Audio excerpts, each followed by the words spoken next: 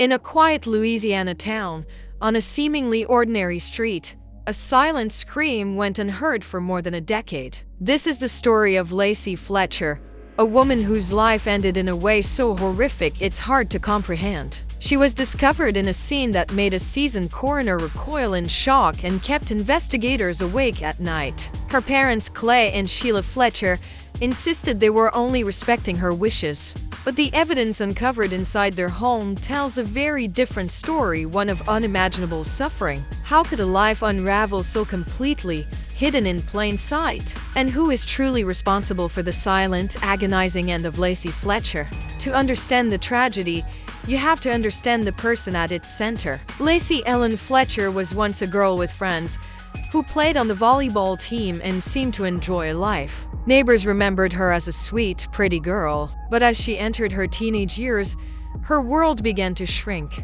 Diagnosed with autism and severe social anxiety, the outside world became an increasingly frightening place. Her parents pulled her out of school when she was around 14 or 16 years old, and from that point on, Lacey slowly vanished from public view. The last time a doctor saw her was in 2002. For nearly 2 decades, she was a ghost in her own home, her existence known only to the 2 people who were meant to be her protectors. On January 3, 2022, Lacey's mother, Sheila, called 911, reporting that her daughter wasn't breathing. What first responders walked into was not just a tragedy, but a biohazard. The stench of decay and feces was overwhelming. In the living room, they found 36-year-old Lacey. Weighing only 96 pounds, her emaciated body was partially naked, covered in ulcers, and infested with maggots. She was discovered in a crater-like hole in the living room couch, a hole she had been confined to for so long that her body had literally fused with the upholstery,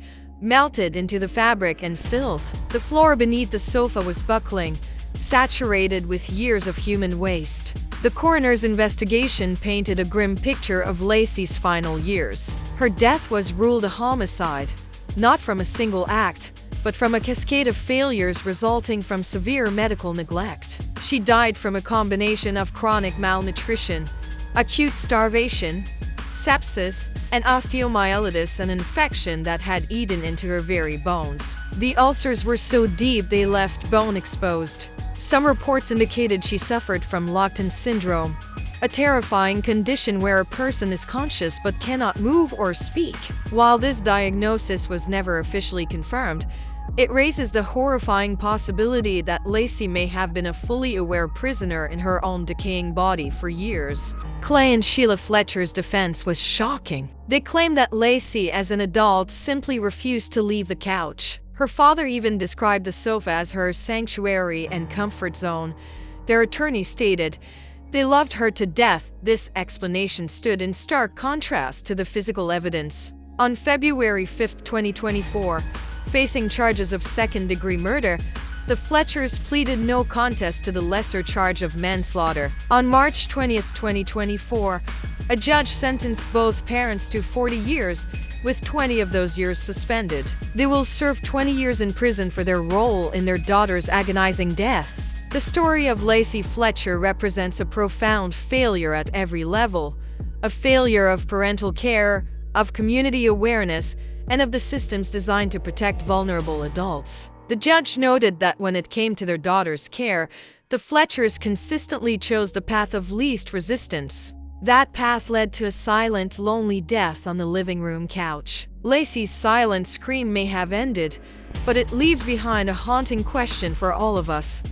How many others are suffering in silence, and what can be done to hear them before it's too late?